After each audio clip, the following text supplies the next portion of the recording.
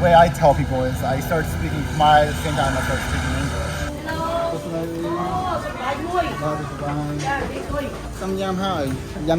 Yeah. When I was a kid, this is like the market I would come with my family to buy clothes. Good? Oh my god, it's phenomenal. And what, I just slurp it? Yeah, slurp it. 72 restaurants, they make like authentic Khmer food. Jungle herbs is one of the coolest things I've ever heard in my life. So these are all the jungle herbs.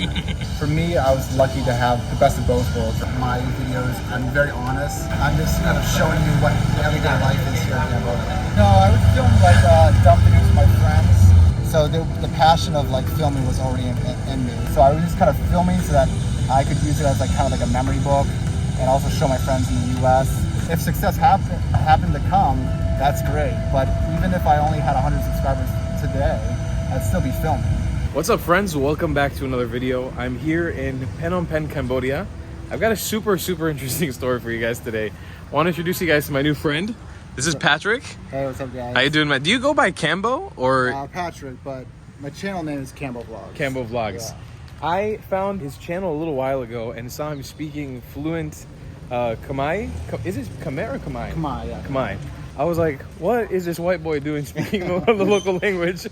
And then I stalked his channel a little bit, reached out, and he was super down to collab. And I basically wanted to tell you guys the story of this guy's life because it's super interesting. And yeah, we're gonna walk around a little bit, explore. And I wanted to first ask you, why do you speak Khmer? How'd you get to a point where you speak it fluently? Yeah, so some people think like, wow, you're just like such a smart dude who's able to pick up the language and speak it at such a native level, but it's not that. I grew up here. So I came here when I was 2 years old, my family. And so the way I tell people is I started speaking Khmer at the same time I started speaking English. Oh, wow, really? Yeah, so I don't remember learning it. My whole life I've just been able to speak Khmer. It's just been a part of your life, your entire life. Right, like the same for you speaking English. Yeah. You don't quite remember your first word. Right. Yeah. Actually, do you dream in Khmer? I do, yeah. No way. Yeah, and that's I think one of the signs of where I guess you're fluent in something is you can speak it in Khmer. So depending on my mood and my what I was thinking about, I'll speak in Khmer or English. And he actually has a super cool YouTube channel where he goes to a lot of different places in Cambodia as well to show his audience, especially places where you grew up, right? You said you didn't grow up in Phnom Penh. Yeah, I grew up in Kampot. My favorite places in the world is Kampot and Kap. And it's like a small little coastal town. It's got the river, got the mountains, the Bokor Mountain. It's like a really beautiful place. Old French colonial buildings. Oh, cool. Yeah. Kind of like similar to like in Vietnam, you find Vietnam. Nice. And we're here now in the capital now, like we're in the biggest city in Cambodia. Yeah. A lot of hustle bustle, a lot of traffic. It's not necessarily the place that ideal to be in, huh? No, not really. Especially this month. Just the heat and yeah, that'd be the main one. Yeah, we're heading into a market now, Toul. Yeah. Did I say that right? Toul. Yeah. Right. Toul. I definitely didn't say it right. Yeah, Toul means that it's like an old word for a hill, and then Tumpong, I'm not sure exactly. Don't quote me on this one, guys. Toul. Yeah, you say Psa Tu Tumpong, which Psa is market. Market. Psa. I like that word. Well, we've got a lot of fun things to do today. I want to learn about Cambodian food as we're going along. One of the first places I'm going to take them, guys, is the Toul Tumpong market. And like I was saying, the best way to kind of get to know a group of people is kind of visit their local markets. You'll kind of get to understand what they're like, some of the food, maybe some of the things that are unique to this market. So as we enter, I don't think I'm going to film a lot of this because I have 50 videos of. Do you come here often to this market? I do, yeah. I used to make prank videos where I'd pretend I didn't speak Khmer and I'd come here and I'd speak Khmer. So those ones were kind of like blew up. So most people when they see me now they just roll their eyes. They're like, oh, he's. Oh, this guy's he's gonna pull one on us. So I probably won't film as much on the market. I'm gonna let Toul film. So if you want to see part of the video, guys, go and check his video out. All right. Just like any of these like Southeast Asian markets, you're gonna find clothes, knockoff shoes. You'll have like the food section, kind of like that. So for me, it's nothing special. It's just like the one that was kind of like in the center of Toul Tumpong, the place that I always like to come to. Yeah. And like I was telling Toul off camera, when I was a kid, this was like the market I'd come with my family to buy clothes, and there's like the pirated DVD section. So you buy DVDs there, or some computer games. and half the games wouldn't work. You'd put them in, and it'd be like some weird like thing. Just blow up your computer. yeah, they just wouldn't work. It's actually funny how like market videos have become an entire genre on YouTube, especially like YouTube travel vlogging. You just come and haggle with people in the market. I think there's like whole channels that specifically for market. Just for markets. like cheap deals and stuff like that. Those are some native chickens. Yeah, this is what we call Monsrai, which basically is the countryside chicken. Usually that meat's a little bit tougher, no? It's like a little bit, yeah. Very tough, but they prefer that type of chicken. For them, they'll say like, they'll look at me and they're like, oh, you don't want that chicken, it's too tough. But then they'll look at me again and they'll say, oh, but it's chiang, it's delicious. Yeah. I don't know if I've ever in any of my videos talked about how much I love these. I didn't grow up eating shrimp and I really haven't liked shrimp my whole life, but this is just awesome. These little like dried shrimp. Yeah. Just putting them on like papaya salad. That's right, they'll put them in the papaya salad. I really, really like those. They'll put them in the papaya salad, they put them in those, the spring rolls too. Yeah. Super yummy. Also, they will cut them up and put them in like chili salt, and you can eat it with like mangoes and stuff like that, sour mangoes. Are you a big fan of Khmer food? Like, is it? Oh yeah. Is it natural to you? Like, you feel like it's a home flavor? It's definitely like the food I eat every day. Uh-huh. So the cook at our house, she'll just make Khmer food. Oh, cool. And then if like I'm craving something else, I'll go and eat like pizza or burgers. And it's funny, people will ask me like, what's my favorite restaurants here? But it's mostly like Texas Chicken or like Burger King. Or it's like You like fast food stuff? It's my favorite restaurants because I'm gonna eat Khmer food. I'll also eat it at my house. Okay, I got you. Yeah. This is amazing. A persimmon. I haven't seen these in a while. You ever had one of these? Yeah, I've Really had all good. this, yeah, mangosteen. I know the name in Filipino. What is it? Langon? Langon? Oh, longan. Isn't longan the that one over there? This one. Oh, Yeah. maybe I'm getting the two confused. Oh, that's Min Khmer. Yes, Min. So, ani man Mien na. Long Kong. Okay, but call Khmer. Yeah, so you're right. Similar? Long Kong, but it's not Longan. So this is Longan, this is Long Kong. Yeah. You said bong? Is that how you call a woman? You say bong? Or you address someone out of like respect if like maybe they might be older than you and you're not sure, you could just, or you just want out of respect. But if they're like really like noticeably younger than you, you'd call them. And so there's like 3 or 4 different ways you can address people, and that's like you could write a whole book about it. Maybe How to address people? Maybe I'll tell you that when we're eating lunch or Okay. something. Because there's like for the aunties, the uncles, Right. the different age ranges, showing respect, or like Oh, what are these figs? No. Oh, that's like a salt and pepper shake. It's like, is that a fig? no, it's just coconut. It's actually pretty good. I haven't spent enough time exploring the food of Cambodia. Like, I have tried very minimal things so far. So if there's any street food that you think is a must to try, I'd love to. Maybe we can just go here real quick. Wow, it smells so good in here. It's like the juice section. Yeah. This is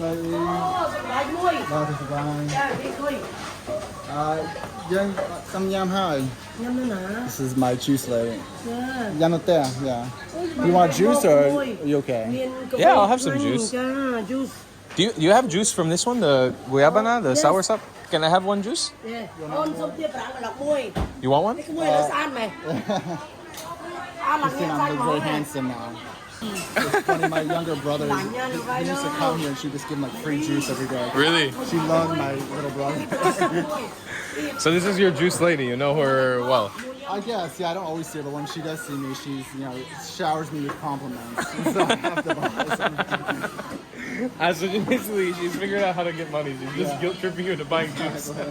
Love it. That's a smart woman right there. It's nice. A lot of places now, they've gotten the QR code. So if you don't have cash, you can use your phone at the local banks. It's called AbaPay. ABA, yeah. ABA. Yeah. It's some type of like Cambodian Canadian bank. I think it's like Okay. It's a sister bank of some bank in Canada. And then what you just have you have the money sitting in that account, and then you can just transfer it directly from there. Yeah, it transfers directly. Oh, cool. And this one, like they'll have dollars and then they'll have real. This one you see the real sign. And so when you scan it, it'll pay directly into the real. I actually wanted to ask you about that currency-wise. Like, is it okay to can I consider you American Cambodian at this point? Like you spend so much time here. Is it weird for you to spend dollar and real here? It's so common where you use both currencies, no? Yeah, you can use dollar here. Fine. It's not like Thailand. Or I don't think Laos or Vietnam they take dollar either, right? Lao, they love dollar. Oh, they'll take dollar. Yeah. So Laos, Cambodia, they take dollar. And Cambodian real is basically backed by the US dollar, right? Same with a lot of these like smaller countries. Do you find yourself using dollars more often or real, or is it just a mix? It depends. Like it's kind of tricky because if you have dollar, if it has like a little rip in it, they're not gonna take it. They're not gonna take it. Whereas Khmer real can be like beat up a little bit more. Yeah, I've had to intently check every bill that I have. Yeah, so you basically have to be mindful of like your dollar because like even sometimes there'll be like a mark on it, like from a mark or something. It's like, I don't want it. Yeah. Does it ever get annoying to you to use dollar and like two currencies, or it's just like flow? No, it's pretty easy to convert. It's like $1 is 4,000 real. Yeah. And the way I think of it is like 4/4 to $1, right? Easy. Yeah, so it's not that bad. Discount rồi, people. How much? Yeah. $4. $4? Yeah. She gave us a 50-cent discount. What did you get? Sugarcane juice? No, just orange juice. Oh, orange juice. No sugarcane. No sugarcane. Try this sour soft juice. It's not sour, they don't have juice. It looks like they might have mixed something into it. Oh wow. Good? Oh my god, it's phenomenal. I've had sour soft before, and I really like sour soft, just eating it. But wow, it's a shake. What's that Chiang clan? Chiang clan. Okun. Milk, she said. How do I say delicious? Chiang. Chinai? Chining. She said she she didn't put any sugar or milk in it. This is all just the fruit? I guess so, yeah, Wow. that and the ice. You know, because he has a big smile on his face. This country isn't, maybe I'm wrong about this, it's not super conducive for like hiking or it's like a pretty flat place with Very flat. mostly beach, right, in the south? Yeah, some beaches. I would say if anything you wanted to, if you're going to get into anything here, it'd be like off-road biking or something like that. Some types of like dirt biking. Like going down a trail. Yeah, exactly. Yeah. Because other than that, even the city as a whole, you can notice it's not a pedestrian-friendly city. Not at all. There's no sidewalks or anything. No, the morning after I arrived in Phnom Penh, I've been trying to run so I can lose some weight while I'm traveling. Yeah. Man, the run I did here was the hardest run I've done in Southeast Asia. Very scary, yeah. I thought I was going to die 90% of the time. Let's head towards the restaurant that I was talking about. Okay, so now I'm seeing what you were talking about with like touristy. A lot of this is very touristy, no? Yeah. Wow, that drum is super cool though. I've got a problem collecting like musical instruments. Keep buying them everywhere. I bought a pin guitar that I'm traveling with from Laos now on my back. How big is it? It's pretty big. Okay. It's too big to justify actually having it while I'm backpacking. Yeah. No, this stuff you're not going to see the locals coming and buying. Usually they'll have stuff similar to this, like in like the pagodas and stuff, and they'll get it from the monks themselves because they'll think it's like I don't know. They'll think it's more it's actually a sacred object or something. I want to ask you Yeah. about like your interaction with people here. Do you feel very like comfortable, natural interacting with people in Cambodia more so than you would like somebody in the West? Yeah. I guess no one's ever asked me that. I've never thought of it, but I'm here to ask those questions, man. Yeah, I would say now thinking about it, I do feel more comfortable interacting with people here. Maybe it's also just because they're people are more open out here. They're not kind of reserved like you find in the States, right? You don't have like that barrier wall. You can connect with somebody pretty quickly here. Like at first, no, because they look at me and they see just like a random foreigner, right? Right. But once I start talking with them and they understand like I'm just like another local, then I can kind of bro down with them. Bro down. Yeah, exactly. I can say jokes in Khmer, and if I can make someone laugh in their language, they kind of will. I guess you can connect with them at a different level, right? So Yeah. it's one thing about like being able to speak the language, and I think it's another thing is if you can speak it and like crack a joke in their language, Like and break the ice, make them feel more comfortable around you. right, but also understand their humor and be able to tell a joke that would be funny in this language, right? Because a joke in English might not necessarily make sense in their language, right? I think it's the biggest problem when I country hop so much. Like I don't get to have conversations around food or learn how it's cooked or anything about it. So even if I try a dish that's really good, I don't necessarily remember it. So calling somebody like you who actually knows. Sure. Oh, what is this, by the way? I've seen this everywhere. Yeah, I want to try some. Is it possible to buy a little of it, or it's like it's some sort of snail? No. It's like but bro, I always have a hard time opening them up. Like I still can't open them up. I've just seen them everywhere, and I feel like I need to try this. Yeah, it's called liha. Liha? That's always the first thing they ask is like, how long you been in Cambodia? You speak like that. Contain some candy, come on down, chap. And it's got some sort of seasoning on it, like chili. But you have to open it up. Oh, she's gonna show us. Yeah. Oh, she's breaking it from the back. This is crazy. Oh, I got it. Oh, you got it. Wow. Towel for the win. Wow, it's spicy. And what, I just slurp it? Yeah, slurp it. Wow. Funky, huh? That's a funky flavor. Oh, man. I don't know if I need a whole bag of that. Okay. We'll give them to someone. Yeah, for sure. Li Hao? Li Hao. I'll be honest, I grew up in Israel, so we have a lot of crazy nuts that we like have to crack with our molars. Like almonds and stuff like that. All right, guys, this is 72 restaurant, Poung, a restaurant on the corner of street number 123, and they basically make like authentic Khmer food. Very cheap. It's like 10,000 real dish, maybe 10,500 now for inflation. But, it's very cheap, really good Khmer food. So yeah. Cool, I'm excited for this. 72. I like the name too, very basic. This is pretty standard in Cambodia, like having tea on the table. Yeah. This is one of the most interesting things I've ever eaten. I feel like I've seen these just everywhere in the ocean or like growing on rocks and stuff. Like barnacles. Yeah, they're like barnacles. I never thought people would eat them. But the outside spice on them is really good.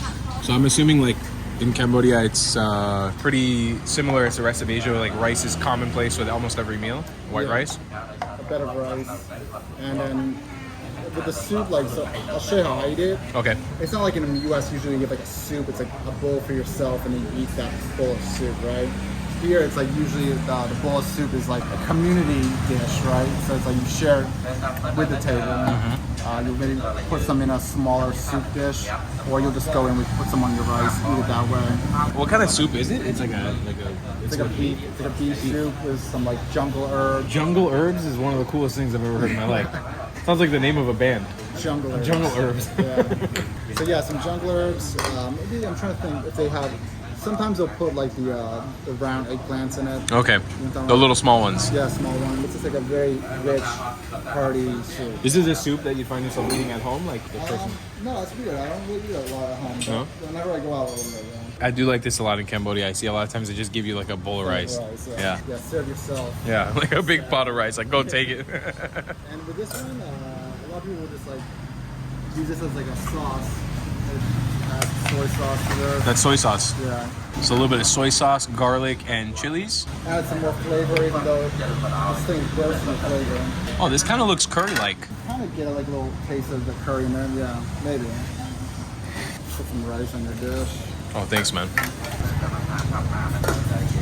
So then you have the utensils just chilling here, fork and a spoon.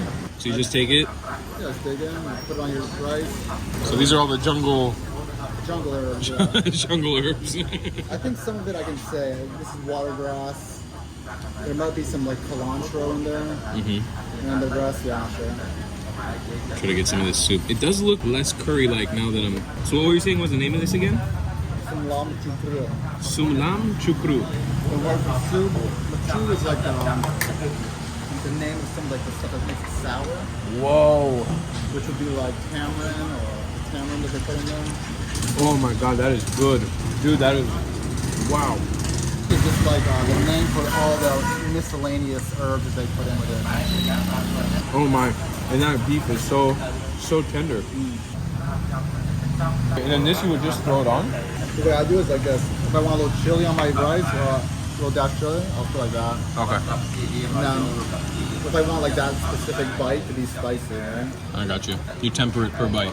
When I'm doing this series, a lot of times I'm actually trying to become friends with the people that I'm meeting for the first time, and so we end up actually just having an interesting discussion, and I forget to film. It's usually the best conversations are off camera. Or off camera. But I always try to remind myself, it's like not to ruin the moment with the conversation, but it's part of the reason why I'm doing this is to bring you guys into his world so you guys can understand his viewpoints as well. We were just talking about America specifically, and like having that.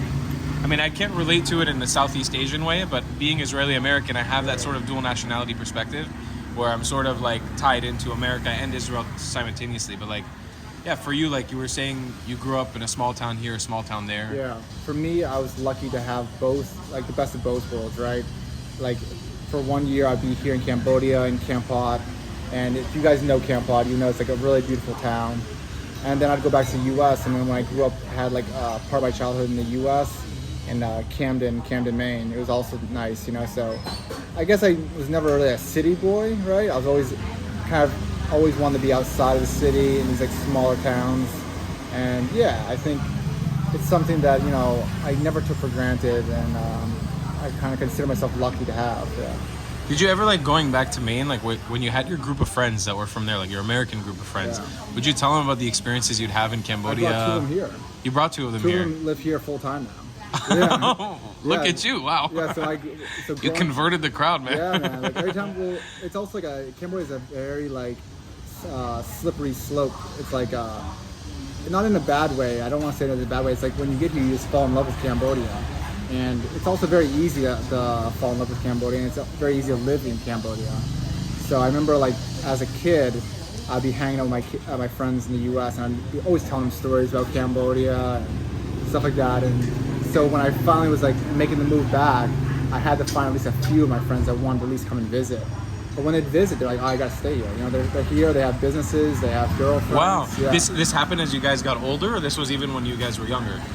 As you got older. Yeah. As you got older. Do you know what your perception, like what people thought of you whenever you come back to the States? Like, did you ever have that like sort of title of like that jungle boy, or the guy who like lives in South? Because I know, you know how Americans can be. Yeah. We're both Americans. Americans can be very sheltered sometimes, not closed-minded in a bad way, but a lot of times they're not very global people. Right. So they all they know is the States. But like, would your group of friends ever think of you as like that guy that lives like? He's like the crazy kid. Like, I remember when I first moved to school, they knew I was like from some like third world country. So I was like this exotic kid for a bit. But I don't think it was like that necessarily in our town. I think it was like pretty accepting and very, I guess, also very liberal too. So it was like very accepting of like outside views and stuff like that. I think for me internally though, it was like that. I felt like even though I looked like them, I acted like them, I dressed like them, I necessarily didn't always think like them, and I didn't resonate with them, like, because I grew up in a country that was war-torn. It was like poverty-stricken, spending my time with my dad, like going to see people who had leprosy and people who were, you know, just like really bad, people who had it really bad.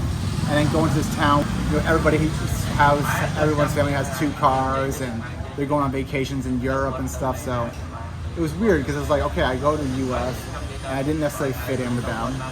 And I'd go to Cambodia and I looked like some white boy, and so I didn't necessarily fit in there. So I was always, my whole life, I was always this person. I was like kind of stuck in between these like 2 worlds, you know? And like living through that experience, do you now have a preference? Like, you prefer living here, you prefer living there, you like both equally? I mean, it sounds so cliche, but I just like prefer people. You know, I think like there's good and bad people everywhere you go, and you'll connect with people. Kind of like how we are sitting here eating lunch, right? Right. I have no connection to where you're from in the U.S. or where you're from in Israel, but we just connected through something that we both enjoy. That's filming.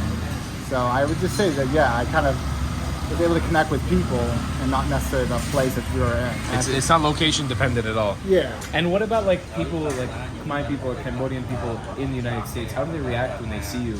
Like, not from a perspective of YouTube, but just having all this experience here. Are you able to also relate with those people who live there? I think, yeah, I get it all the time. Like, people who left Cambodia during the war, right? Who are now like 60, 70 years old. Like, just explain how important my videos are to them.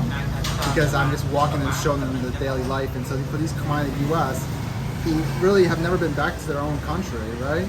They're able to kind of experience their homeland through my videos, right? And through my camera. I think a lot of the Khmer in the US, they appreciate my videos because it's like, I'm very honest and I'm not trying to, of course I'm trying to get the clicks, but I'm not trying to make a wow factor, right? Right. I'm just kind of showing you what the everyday life is here in Cambodia. We're on our way now to the riverside. I just wanted to try to kind of change up the scenery. The riverside here is the Mekong River, right? It's the Passac River and the Mekong, yeah. What we'll be walking on is technically Passac side. Yeah. It's really cool too. Like, I've been sort of trailing the Mekong River throughout this whole Southeast Asia trip. Like, from the north of Thailand when I crossed the border to Laos, and then all the way across Laos, I've been seeing the Mekong River. Now through to Cambodia, I've been in. So it's cool to be walking across this because it's really like sort of carrying me throughout my trip. But I did want to continue the questioning as of what we were talking about earlier, especially with like America and stuff. And you were saying that you were in school in the States from like middle school to high school and then a little bit of college, right? Yeah. Do you feel like you got a very normal, like quote unquote American upbringing? Yeah. Something like in the house, like obviously me and my friends, we did all the normal things that everyone else did. In the house, sometimes me and my siblings would speak Khmer to each other. Okay. My mom, like every day, whatever she cooked, there was always like a pot of rice cooking. Even though my mom's, we're not Asian, right? We're like from like Irish, German descent, right? But you guys adopted that. But we adopted, yeah. So like, Wow. Whatever we ate, we had to have rice with it. Even like my younger brothers and stuff, like we didn't want to eat anything if there was no rice with it, right? So there was like a mix. It was kind of like a mix from like I guess there's like little hints of Khmer culture inside our house. And did you get to experience like things like prom and driving your first car in America and getting the license and all that stuff? Yeah, like you got all that part of the American experience growing up. And what kind of kid were you? Like what kind of young adult were you? What kind of teenager were you? I was kind of like, I wasn't really, I played basketball for a couple of years in middle school, but I wasn't really the athletic jock. I wasn't really the artsy person. I guess I kind of fit in with all the crowds. I definitely, as I got a little bit older, became more of a gamer. Okay.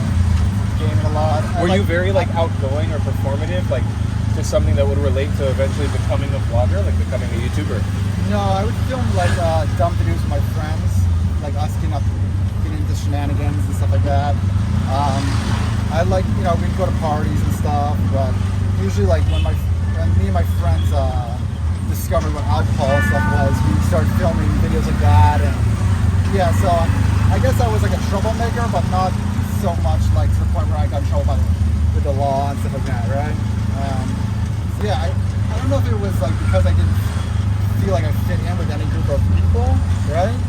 Or if it was just something that I was like, okay, this is what I'm gonna do. Oh, yeah, I haven't been down here yet. This is cool.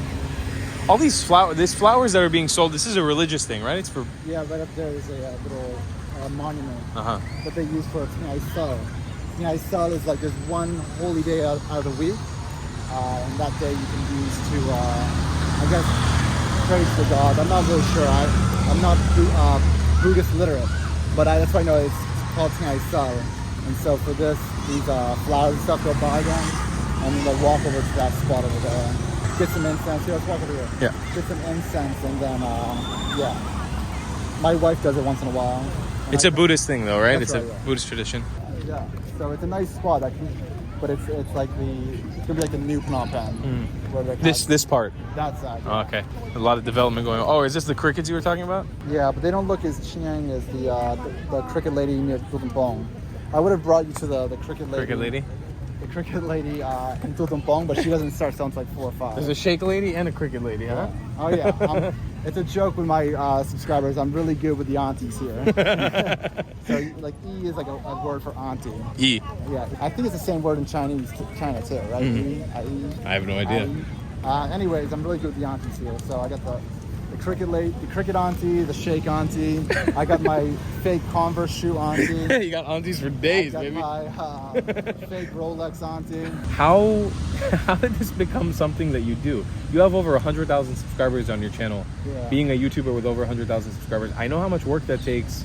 This didn't just happen by chance. You put in work and you put in hours, but like, how did you get started on YouTube? I mean, like, I wish I had all my old homemade videos, because like my friends back home in the US, they know like I was the kid that when we were hanging out at the house or something, I was the one that was constantly filming everyone. And then when they would leave, I'd edit it and make it into like a little homemade video. So the passion of like filming was already in me, installed in me. And my older brother, he's filmed a couple independent movies here in Cambodia that had like theatrical releases, very indie movies. So also maybe seeing my older brother in that field of work, doing like actual professional, like high budget films, independent films, maybe kind of helped guided me into that. So I was always filming since the day I got like I think it was like the iPod Touch or something. So there was always that passion. And then being here in Cambodia, I started making videos specifically because I was like, oh, it wasn't necessarily for people to watch, because I didn't have any aspirations of, or I didn't believe that I'd have 100,000 subscribers, let alone 10,000 subscribers, right? So I was just kind of filming so that I could use it as like kind of like a memory book, and also show my friends in the US yeah, so I think with the passion and just persistence, I got to the small channel that I have today. Because let's be honest, 100,000 subscribers, it's hard to get, but also it's very small in the ocean of YouTubers. In the large scheme of things, it's not that big. But again, like people like you and I doing what we're doing, not that you and I are doing exactly the same thing, but we've sort of crossed over similar genres at certain places in time. I think a lot of people don't understand it. They think that every YouTuber is rich. If you have like 100,000 subscribers, they're like, oh, you're famous and you're rich and you're making a lot of money. I think a lot of people don't understand that this is not an easy thing to make a living off of at all. Yeah, it's not the most luxurious, glamorous thing that you think it is. And I think I've had people ask me this before too, and they said like, oh, I want to start a YouTube channel. And I didn't want to like discourage them, but I just asked them like, oh, why do you want to make the channel? And they're like, oh, I was like, do you want the views like me? Like, yeah. I was like, do you want the subscribers? Like, yeah. I was like, do you want the money? Like, yeah. I was like, well, you shouldn't do it then. I was like, because it's probably not going to work out. And it sounds kind of like mean, but it's like the only reason why I lasted where I'm now is because I kept on filming and I was doing something I love, right? Because for the first few years, I was getting 10 views a video. And it didn't discourage me because I was doing what I loved, right? If success happened to come, that's great. But even if I only had 100 subscribers today, I'd still be filming, right? So I think it's just like something. It's like that cliche thing. It's like, oh, do what you love, right? But in some ways, it helps fuel those times where you aren't really succeeding, I guess. And you could preach all day, like people do. You got to niche down and you got to be strategic about your YouTube channel and like, and I mean, it doesn't get more niche than you. You're a foreigner who speaks a fluent language. You should technically, by any stretch of the imagination, be able to blow up immediately. It should be success overnight. Yeah. But it's not. It never is. Yeah. And people don't understand that. It's hard work.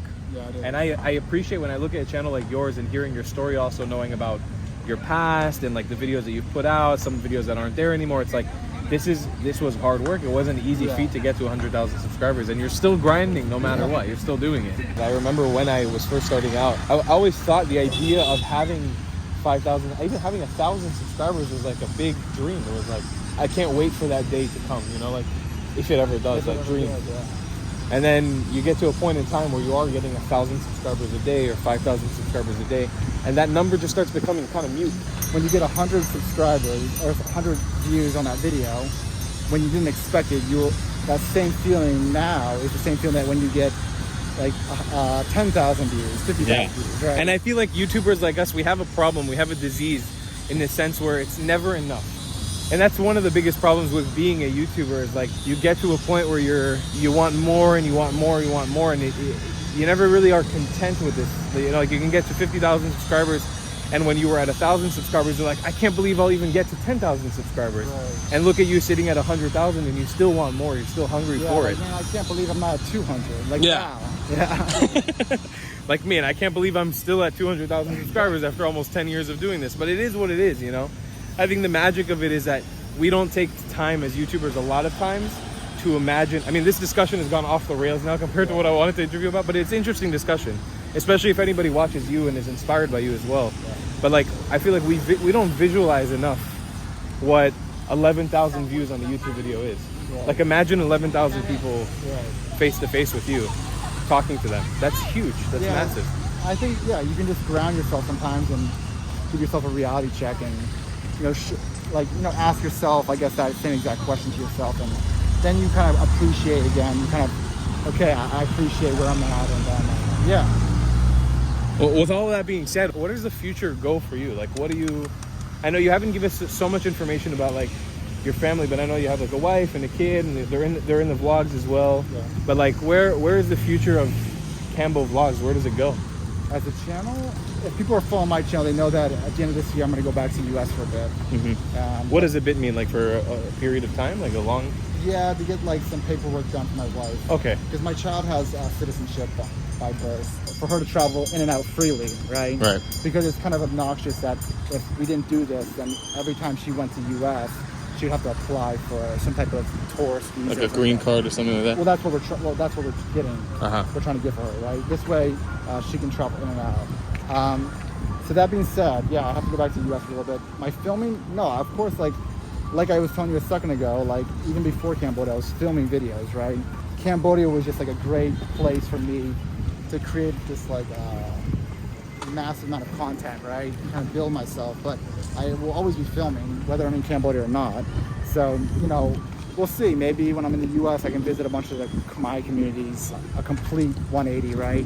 And then slowly transition into something that you're doing. I would love to visit South America. Because like maybe a lot of people will see me as a travel vlogger or some type of exotic like YouTuber. Right. But me filming here in Cambodia is the same as you filming in New York. Yeah. Right? There is no, like, I have not stepped out of my comfort zone. Right? At all. Not really. This is what you're comfortable doing. That's right. So I've been around like neighboring countries, but I haven't really stepped out of my comfort zone to like meet and talk to people who are completely different than me or the Khmer people. That is a super interesting point that you just brought up, because my first impression, I was telling him when I first came across his channel, I sort of disregarded the channel as just another foreigner traveling in Southeast Asia. And then I realized, no, you're from here, you live here, you have a real history with this place. And so that's so interesting, actually, like as somebody who's going to start watching your videos more intently as well after this video, just learning so much about you, I would be so interested to see you stepping out of your comfort zone and having conversations with people that you have never interacted with before in your life. I think it would be a whole other side of you too. Well, that's encouraging, because I on one side, I would hope that some of my subscribers would appreciate like another side of CamboVlogs and see me on this other side of the world doing something maybe that's out of my comfort zone.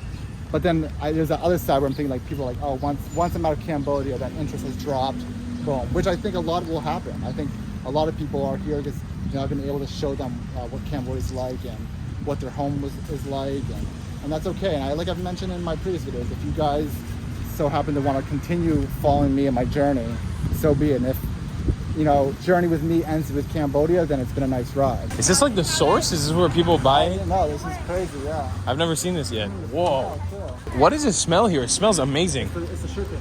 That's it? It smells like some croissant or something. It's one of my favorite things in the world.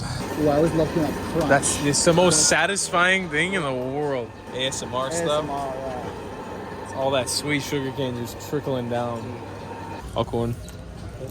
I'm curious, like, okay, this man that we just spoke to right now and got sugarcane juice from, you've never seen him before in your life? Never. Okay. But like when you spoke to him now in Khmer, you sort of like made his day almost. Like his face lit up. You can see he got like a sense of almost satisfaction. Maybe the one thing that I'm observing is almost like maybe subconsciously he was looking at you and saying, I'm so proud that this foreigner is speaking my language. That's kind of what I got from it. Like, do you feel that often? Does that happen to you? For me, I think it's usually the either the wow, like, oh my god, why are you speaking Khmer, right? Yeah. Nonchalance look, like, oh, he must be half Khmer. And they don't even think twice. They don't even think twice about it. They think they think like your mother or your father's Khmer. Okay. They think you're Golden Cat. Golden Cat means like half and half. Do you ever get that? People think you are half and half? Like, all the time when they really? When they look at me after I speak, it's like, oh, you're half and half. And then sometimes I'll joke with them. And I'll say, no, I'm 100% Khmer. They're like, what? I'm like, yeah, my mom and dad both Khmer. And then they're like, what? How is that possible? I don't know. I was just born different, I guess. I'm built different. Right, yeah. I gotta ask you about that. Does that ever get annoying? Like, cause you live here. Yeah. Like, and you. Well, no. How are they supposed to look and say, oh, this dude lives in Cambodia? But when you speak to them in Khmer, do they immediately like stop or? Sometimes. Yeah. Sometimes they don't even comprehend what I'm saying because they see the face and they hear what they're hearing. They're almost like, it's like they're tricking their brain. They think I'm still speaking like another He spoke language. German. It wasn't Khmer. It definitely wasn't Khmer. You do another take. He's like, all right, that was Russian this time. Yeah, exactly. You're a busy man. I don't want to take up any more of your time, and I appreciate you so much, like hanging out and doing this video. I came to him pretty last moment with this too, so I really appreciate you taking the time. I'm sure that there's people watching here that are also going to be your viewers, who are also interested in getting a deeper take into your life, maybe things that you don't share so often in your vlogs. Yeah. But also like people who just found you through this video right now. I always try to get insight from amazing people doing interesting, unique things. Yeah. And you are a very unique person living a very unique life. All this experience being a quote-unquote foreigner, even though you're not really a foreigner, but like an other who's living in this country. Do you have any like general life advice that you have learned like through this experience of being who you are and where you're from? As long as you're like kind of doing something that you feel true to yourself, you're not really failing, and it's still a great day to wake up every day, right? So, for example, our talk with YouTube, right? This is something that I love, it's something that you love, right? I hope. And that's what makes it a success for me. It's like, even if I wasn't doing good on YouTube, like view-wise, subscribe-wise, I'd still be happy, right?